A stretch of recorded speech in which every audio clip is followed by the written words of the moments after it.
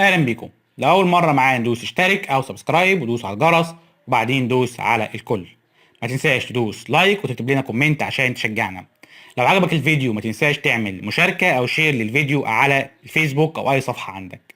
حضرتك لو متلخبط ومش عارف تجيب الفيديوهات بشكل مرتب بتخش على الصفحه وبتختار الصفحه الرئيسيه بتاعتنا وبتبدا تلاقي الفيديوهات الصف الاول او الصف الثاني او الصف الثالث او الصف الرابع مرتبه عندك ترتيب. بتشوف الفيديو اللي بيعجبك او قائمه التشغيل اللي بتعجبك وبتتفرج عليها بشكل مرتب. لو حضرتك عايز تشوف اكتر من قوائم التشغيل فبتخش على قوائم التشغيل وبتلاقيها موجوده كلها، تقدر تشوفها وتدور على قائمه التشغيل اللي حضرتك عايزها. شكرا ليك وبتمنى ان احنا نفيدك. بسم الله الرحمن الرحيم. اولا هنبدا نشرح في الدروس الخاصه ب الماس للصف الثاني الابتدائي. طبعا احنا شرحنا دروس من الدرس ليسون 1 لحد الدرس ال30. ان شاء الله هنشرح النهارده من الدرس 31 لحد ال40. في حبه حاجات عايز اقولهم قبل ما نخش ان شاء الله في الحل. احنا هنا هنحل الكتاب مش هنشرح. الشرح موجود مفصل في قوائم التشغيل عندنا. هتخش على مدرسة في البيت، هتخش على الأقسام قوائم التشغيل بتاع السنة تانية. هتجد شرح كامل لكتاب الماس من أول درس لحد آخر درس من كتاب المعاصر. اللي أنا بعمله هنا هو حل مش شرح. مش شرح. فما يجيش حد يقول لك هو أنت يا مستر ما بتشرحش بالتفصيل ليه؟ يعني أنا بحل الشرح في قائمة خاصة بيه. هنا بنحل كتاب المدرسة. تمام؟ كتاب المدرسة فيه كتير من المسائل بتعتمد على الطالب نفسه، بيكون نشاط، فبالتالي في مسائل كتيرة جدا هتلاقيها مختلفة والإجابات بتاعتها مختلفة. تمام؟ طيب يبقى احنا هنا بنحل. عايز الشرح موجود بشكل مفصل لوحده.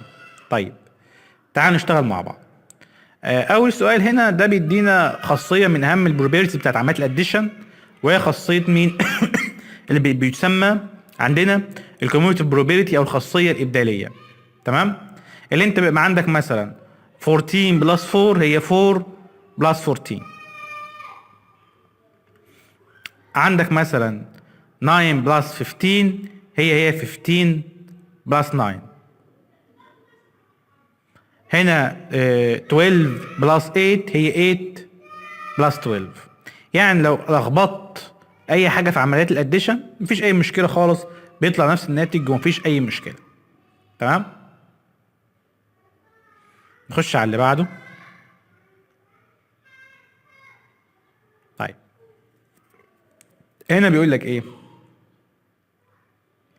هنا بيقول لي عندنا حاجه بتسمى رولز داي. ده اللي هو اللي بيسمى عندنا عارف الزهر اللي هو النرد اللي بيبقى فيه 1 و2 و3 و4 و5 و6 وهكذا. ايوه هو ده.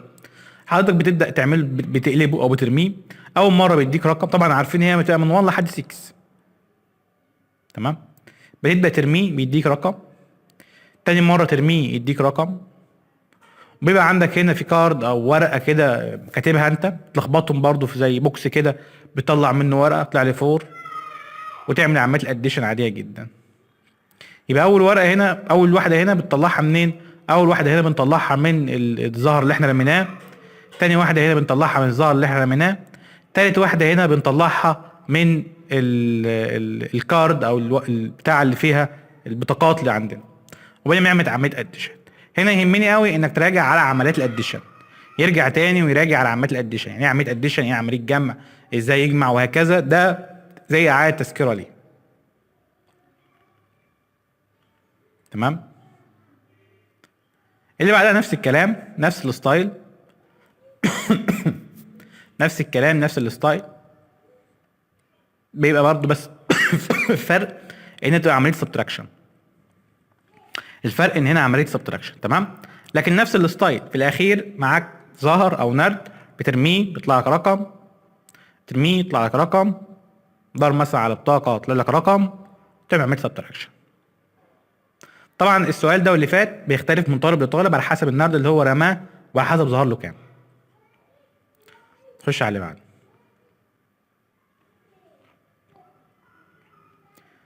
طيب ريفلكت ان ليرنينج من تعليمك ازاي بتستخدم يوز منتال ماس استراتيجيز تو سولف ذا بروبلم.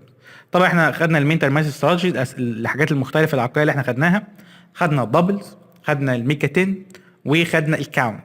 حضرتك بتشوف اي اسلوب مناسب حضرتك بحليك بيه وتستخدمه. واحد يقول لك مثلا انا مثلا 13 بلس 7 استخدمت فيها الكاونت طلعنا 20، قعدت اعد، يبقى انا استخدم الكاونت. فتشوف اي اسلوب حضرتك استخدمته والمناسب ليك وتبدا تكتبه. يبقى الدروس اللي فاتت كانت مراجعه على عمليات السبتراكشن وعمليات الاديشن. تمام، خش في اللي بعده.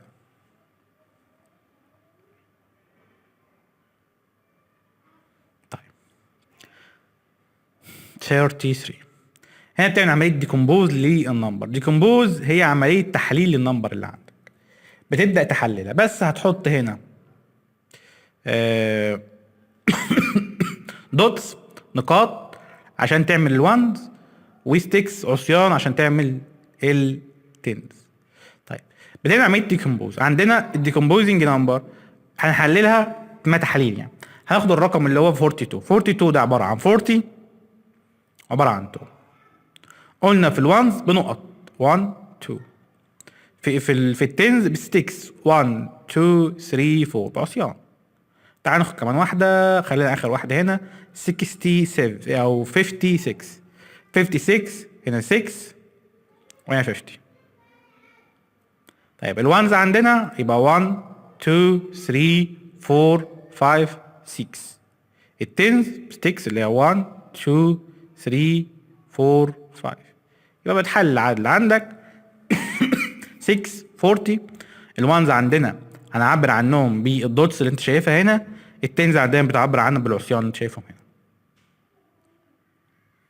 خش في اللي بعده. نفس الكلام، ناخد مثلا العدد ده 18 5 80 هنا 5 1 2 3 4 5 وهنا 1 2 3 4 5 6 7 8. نخش على اللي بعده. ابلاي. هنا بيبدأ يعلمك ازاي تعمل عمليات الاديشن. طيب لاحظ كلمة ان اول، وقلنا ان اول من اهم الكلمات دالة على عمليات الاديشن، عمليات الجمع. ان اول في مسائل اللي هي ستوري بروبلم او وورد بروبلم. طبعا هنا الغرض الاساسي منه انك تعرف شويه الستوري بروبلم، لكن برضه مهم جدا انك تعمل عمليات اديشن زي ما هو عاملها. وعاملها ازاي؟ بدا يعمل ديكومبوز، تحليل للرقم. هنا 3 وهنا 2 هنا 5 وهنا 3، الوانز مع الوانز والتنز مع التنز، وبدا يعمل عمليه اديشن باستخدام الرسم واشتغلها. تعالى مثلا نحل مساله زي هنا. ان نقول مع عمليه الاديشن يبقى عندنا هنا 68 بلس 21، عايزين نعرف قد ايه. طيب 68 ده عباره عن كام في التنز؟ عبارة عن 6، ادي 1 2 3 4 5 6، وهنا التنز عبارة عن 2 1 2. هنا 1 عبارة عن 8، ادي 1 2 3 4 5 6 7 8، وهنا 1 عبارة عن 1. هنا عملت اديشن، هنا عد ادي 1 2 3 4 5 6 7 8 9، يبقى نقل 9. والتنز ده 6 1 2 3 4 5 6 7 8، ويطلع لي تبقى عدة دي 1 2 3 4 5 6 7 8، يبقى 8. نبدأ نكتب الرقم. هنا 8 هنا 80 22 هنا 1 هنا 20 68 هنا 8 وهنا 60. تمام. خش على اللي بعدها. اللي بعدها نفس الكلام، هتكتب هنا 62 وهنا 26، وتبدا تقول هنا الوانز فيهم قد ايه تحطهم بالنقط، التنز فيهم قد ايه تحطهم بالعصيان، وتعمل عمليه الاديشن، وبعدين تكتب نفس الكلام مع اللي تحتها. برضو قول توجذر من اهم الكلمات دالة على عمليه الاديشن. طيب برضو هتبقى 5 او 50 54 بلس 45. هنا نشتغل بشكل جيد، وفي الاخر نطلع الناتج ونرسمها ونطلعها. واحد يقول لي يا مستر بذمتك، اقول له اتفضل، دي طريقه سهله؟ اقول له لا مش طريقه سهله بصراحه. انا بالنسبه لي الاسهل انك تروح عامل 62 و 26 وتقول الوانز تحت الوانز والتنز تحت التنز، الوانز تحت الوانز والتنز تحت التنز. 2 بلس 6 يدينا 8 و2 بلس 6 يدينا 8 وخلاص، ولا نقعد نرسم ولا نقعد نعمل ولا الكلام ده. امال ايه يا مستر معقده علينا ليه والدنيا هنا مش عارف، يعني انا حاسس انها صعبه. طب ما الحل اللي انت بتقوله ده انا احله في دقيقه، ولا اقعد ارسم ولا اعمل. والله اشتغل باللي يريحك يعني انا بشرح الكتاب مثلا بيقول ايه، بس انا شخصيا بشتغل بالطريقه اللي قلت عليها، انا بحط الوانز تحت الوانز والوانز تحت التاني.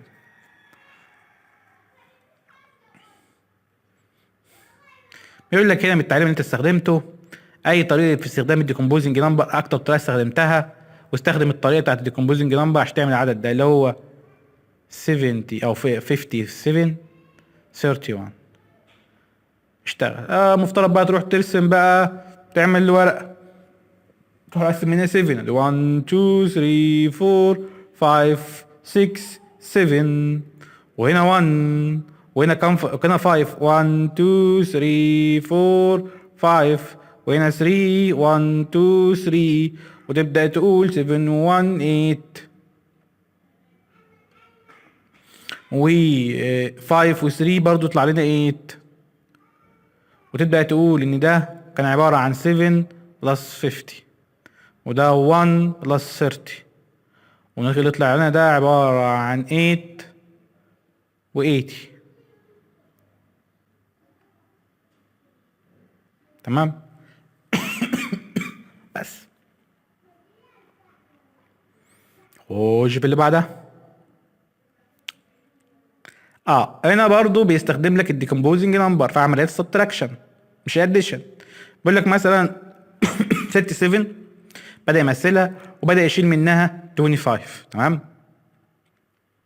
نفس الكلام 26 30 ليفت المتبقي من اهم الكلمات دالة على عمليات السبتراكشن وتحتها خط. طيب اشتغل يا مستر من عينيا.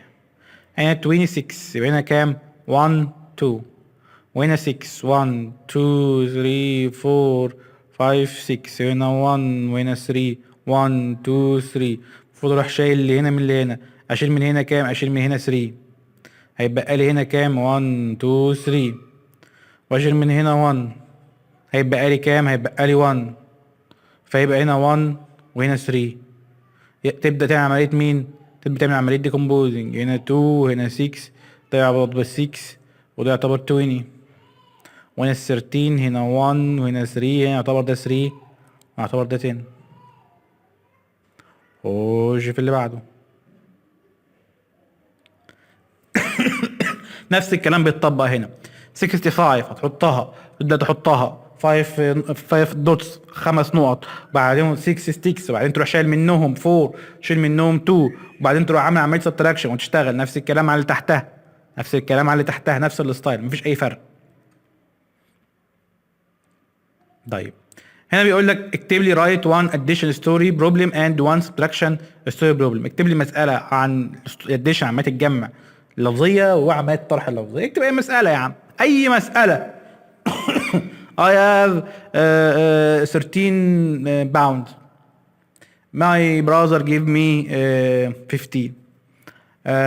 How many pounds I have in all. أي حاجة. I have 5 books. I give my sister 2 books. How many books did I have. كده عملية subtraction كده عملية addition. أي مسألة اكتبها من دماغك. في الاديشن انت بتضيف حاجه على اللي معاك، في السبتراكشن انت بتقلل حاجه من اللي معاك بس. خش على اللي بعده. Base value strategy to estimate. طيب ده درس مهم او حاجه هنا بتلخبط فيها. احنا عندنا في طريقتين بنعمل بيها استيميت، بالفاليو بالبليس فاليو. البليس فاليو بتاخد اكبر اخر رقم على الشمال وبتحط الباقي بزيرو. البليس فاليو بتاخد اخر رقم على الشمال وبتحط الباقي بزيرو. حلو. بليس فاليو بتاخد اخر رقم على الشمال وبتحط الباقي بزيرو. الفاليو لو الرقم اللي عندي، لو عندنا مثلا 15، الفايف دي لو 5 او اكتر بزود اللي جنبه 1. طيب لو اقل لو اقل لو اقل لو اقل بسيبه زي ما هو وبحط بزيرو. يعني مثلا 15 اكبر يبقى احط هنا تبقى 20.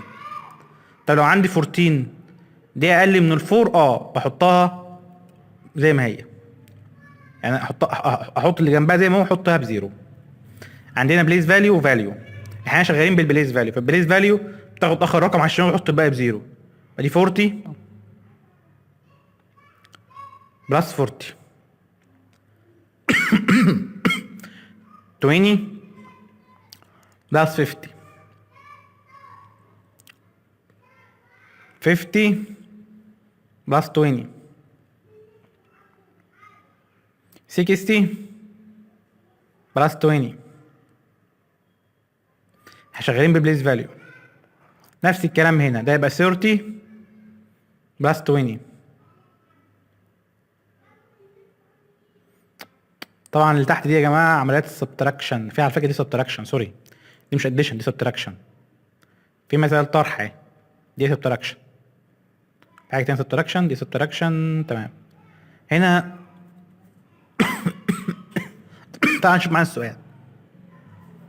كان معاها قد كذا وبعدين ايرن اتكسبت قد كذا، دوينج هيز مش عارف مين استيميت هاو ميني، يبقى دي عمليه اديشن. تمام.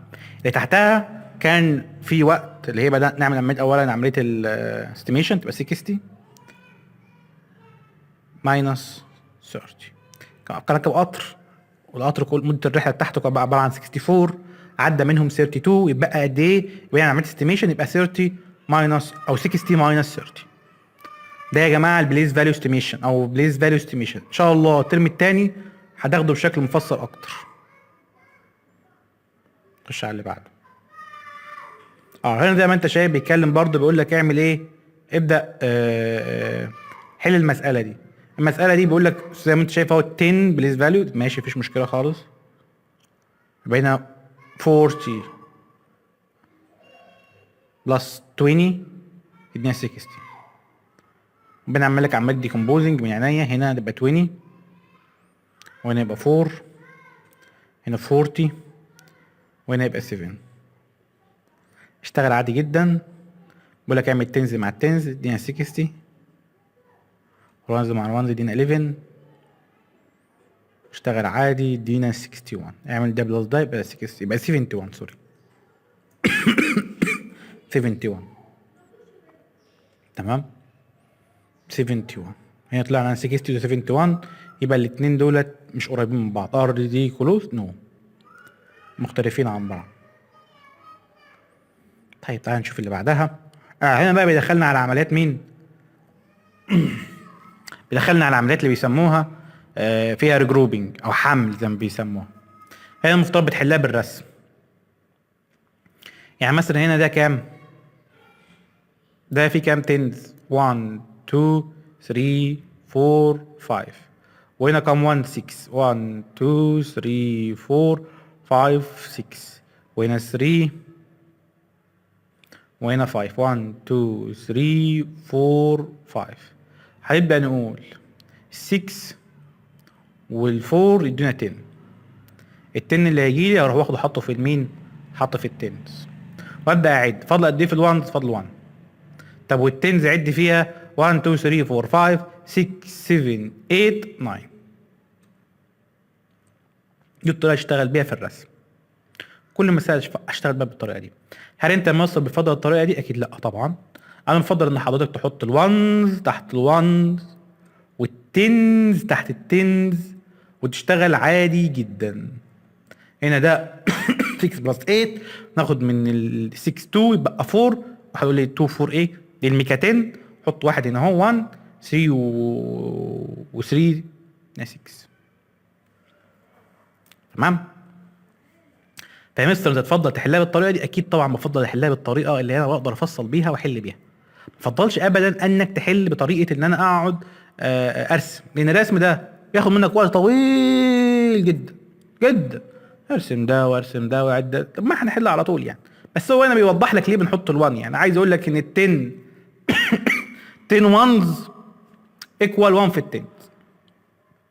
طيب خش على اللي بعدها.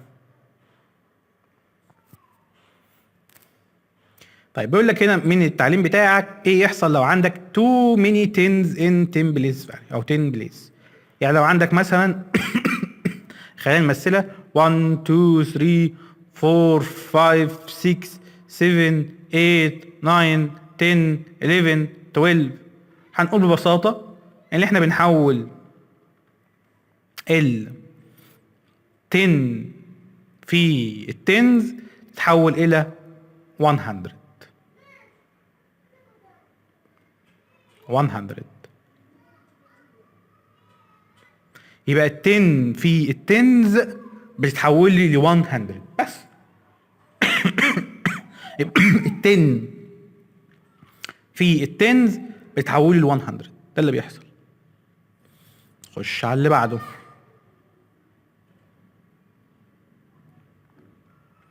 طيب هنا نفس الكلام. هنا هيبدا بقى يشتغل لك ايه؟ لا يبقى اشتغل في عمليات الاديشن. طيب الاديشن ده هيجي منين؟ الاديشن بيجي من كاردز عندك، من ورق. فحضرتك بتبدا تختار الورق دوت، والورق ده بيقول لك التنز بكام والوانز بكام، وتبدا تشتغل عليها. يعني مثلا هنا ممكن يطلع لك هنا 30 او 23 وهنا 46. تبدا تروح عامل هنا نقط 6 هنا اهو، وهنا 4 عصيان، هنا 3 نقط، وهنا 6 من العصيان، وتبدا تعمل عمليه الاديشن وتشوف هيطلع لك كام. تمام؟ فهنا ده بيعتمد بشكل كبير على الكاردز اللي حضرتك هتجيبها، تختلف من حد للتاني.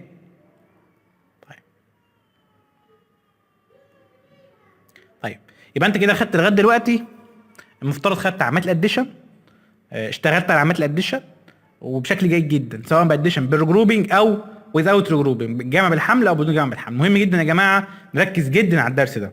مهم جدا يا جماعه نركز جدا على الدرس ده.